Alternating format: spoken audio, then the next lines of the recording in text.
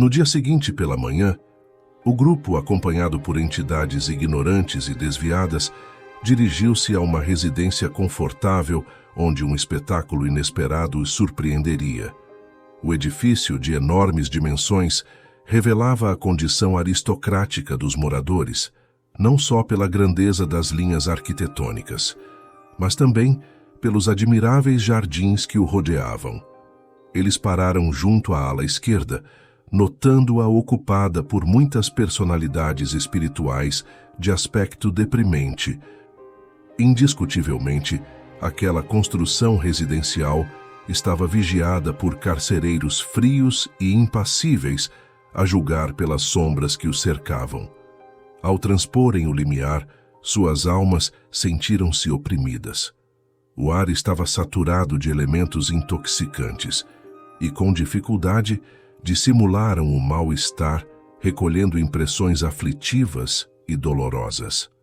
Entidades inferiores, em grande número, afluíram à sala de entrada, sondando as intenções do grupo.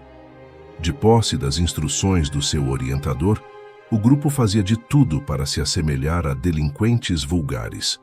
Notaram que o próprio Gúbio se tornara tão escuro e opaco na organização perispirítica que de modo algum seria reconhecível, exceto por aqueles que o seguiam atentos desde a primeira hora. Instados por Sérgio, um rapaz irreverente que os introduziu com maneiras pouco dignas, eles foram recebidos por Saldanha, o diretor da falange operante.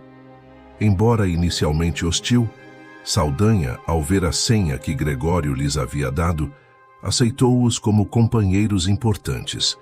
Ele questionou se o chefe havia decidido apertar o cerco, ao que Gúbio, de modo vago, confirmou, mencionando que desejavam examinar as condições gerais e auscultar a doente.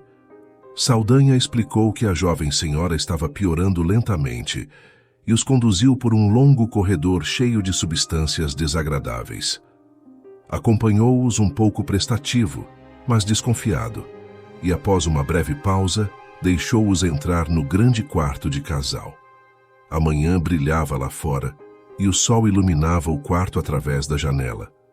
Uma mulher ainda jovem, muito pálida, estava em profunda meditação. Eles perceberam que estavam na presença de Margarida, a pessoa que o orientador queria ajudar. Dois espíritos desencarnados de aparência horrível inclinavam-se sobre a doente, fazendo uma operação magnética complexa. Isso já era assustador, mas ficou ainda mais surpreendente quando eles se concentraram na cabeça da jovem. Dentro do travesseiro onde ela descansava, surgiam várias dezenas de corpos ovoides, de vários tamanhos e cor acinzentada, parecendo grandes sementes vivas, ligadas ao cérebro da paciente por fios muito finos, cuidadosamente dispostos na medula alongada. A obra dos perseguidores desencarnados era meticulosa e cruel. Margarida, pelo corpo perispirítico, estava absolutamente presa, não apenas aos truculentos perturbadores que a assediavam, mas também a uma vasta falange de entidades inconscientes, que se caracterizavam pelo veículo mental e que se apropriavam de suas forças, vampirizando-a em um processo intensivo. Embora André Luiz já tivesse observado muitos casos violentos de obsessão, sempre dirigidos por paixões fulminantes, ali presenciava um cerco tecnicamente organizado. As formas ovoides haviam sido evidentemente trazidas pelos hipnotizadores que dominavam o cenário. Com a devida permissão, André Luiz analisou a zona física hostilizada. Notou que todos os centros metabólicos da doente estavam controlados. A própria pressão sanguínea era mantida sob o comando dos perseguidores. A região torácica apresentava feridas significativas na pele e, ao examiná-las cuidadosamente, percebeu que a enferma inalava substâncias escuras que não apenas pesavam em seus pulmões, mas também afetavam suas células e fibras conjuntivas, formando ulcerações na epiderme. A vampirização era incessante.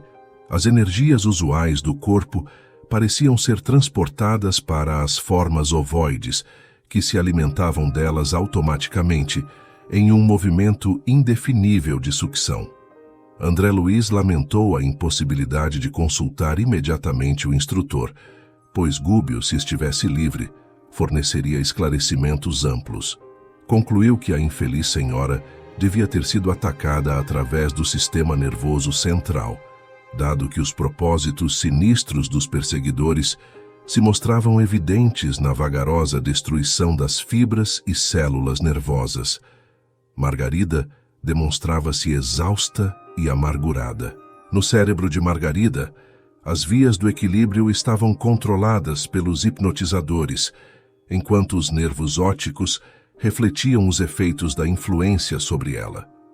Seus olhos revelavam o assombro dos fenômenos alucinatórios que a atingiam, evidenciando a profundidade das visões e sons internos aos quais estava submetida.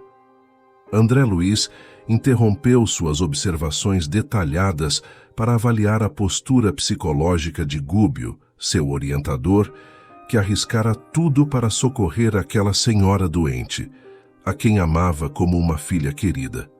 Gúbio lutava para não deixar transparecer a imensa piedade que sentia diante da enferma, cuja vida se esvaía lentamente. André Luiz reconheceu em sua própria humanidade que não hesitaria em movimentar passes de libertação ao longo do corpo espiritual da mulher e enfrentar os perseguidores, caso estivesse na mesma situação. Contudo, Gúbio não agiu dessa forma. Ele contemplou a cena com tristeza, dirigindo depois um olhar bondoso a Saldanha, como se buscasse compreender melhor a situação. Movido pelo impulso positivo de seu dirigente, Saldanha, chefe dos torturadores, sentiu-se compelido a dar informações espontâneas. Gúbio já estava a par de todos os detalhes, mas, na tentativa de ganhar simpatia, perguntou sobre o marido de Margarida. Saldanha respondeu com um sorriso sarcástico que o homem não tinha noção alguma de vida moral. Não era uma má pessoa, mas desde que se casara, deixara de ser o homem da vida para se tornar um homem sério. A paternidade seria um fardo para ele, e filhos, se tivesse, seriam apenas brinquedos curiosos. Hoje, ele levaria a esposa à igreja, na esperança de uma melhora. Enquanto Saldanha terminava a informação, um cavalheiro tristonho e afetuoso, cuja expressão André Luiz reconheceu imediatamente como o esposo da vítima, entrou na sala, trocando palavras amorosas e confortantes com Margarida. Ele a apoiou com carinho e a ajudou a se vestir com esmero. Alguns minutos depois, André Luiz observou perplexo enquanto o casal, acompanhado por uma extensa multidão de perseguidores espirituais, embarcava em um táxi em direção a um templo católico. Sem perder tempo, o grupo o seguiu de perto. O veículo parecia transformar-se em um carro de festa carnavalesca, com diversas entidades espirituais aboletadas dentro e ao redor dele, desde os paralamas até o teto brilhante. A curiosidade de André Luiz era imensa. Ao descer na porta do elegante santuário, deparou-se com um espetáculo estranho. A turba de desencarnados, visivelmente em desequilíbrio, era 5 vezes maior que a congregação de crentes em carne e osso. Logo percebeu que a maioria estava ali com o claro propósito de perturbar e iludir. Saldanha estava ocupado demais com suas vítimas para dar-lhes muita atenção, e Gúbio afastou-se um pouco do grupo, confiando-lhes alguns esclarecimentos intencionados. Eles penetraram no templo onde se comprimiam nada menos que 7 a 8 centenas de pessoas. A algazarra dos desencarnados ignorantes e perturbadores era ensurdecedora. A atmosfera pesava. A respiração tornou-se difícil para André Luiz pela condensação dos fluidos semicarnais que ali reinavam. Todavia, ao fixar os altares, uma confortante surpresa aliviou-lhe o coração. Dos adornos e objetos do culto emanava uma doce luz que se espalhava pelos cimos da nave visitada pelo sol. Fazia-se perceptível a nítida linha divisória entre as energias da parte inferior do recinto e as do plano superior. Os fluidos dividiam-se à maneira de água cristalina e azeite impuro em um grande recipiente. Naquela casa de oração, os altares recebiam as projeções de matéria mental sublimada dos crentes. Por quase um século, as preces fervorosas de milhares de pessoas envolviam os nichos e apetrechos do culto, fazendo-os resplandecer. Através desse material, os mensageiros celestes distribuíam dádivas espirituais a todos que sintonizavam com o plano superior. Após uma breve pausa, André Luiz alongou o olhar pela multidão bem vestida. Quase todas as pessoas, mesmo aquelas que ostentavam nas mãos delicados objetos de culto, revelavam-se mentalmente muito distantes da verdadeira adoração à divindade. O halo vital que as cercava definia pelas cores o baixo padrão vibratório a que se acolhiam. Em grande parte, predominavam o pardo escuro e o cinzento carregado. Em algumas, os raios rubro-negros denunciavam cólera vingativa que a seus olhos não conseguiam disfarçar. Entidades desencarnadas em deplorável situação espalhavam-se em todos os recantos, nas mesmas características. André Luiz reconheceu que os crentes elegantes, mesmo que desejassem orar com sinceridade, precisariam despender imenso esforço. Mas, para grande assombro de André Luiz, o sacerdote e os acólitos, não obstante se dirigirem para o campo de luz do altar-mor, envergando soberbas vestimentas, jaziam em sombras assim como os assistentes. Entretanto, procedendo de mais alto, 3 entidades de sublime posição hierárquica se fizeram visíveis à Santa Mesa, com o evidente propósito de ali semearem os benefícios divinos.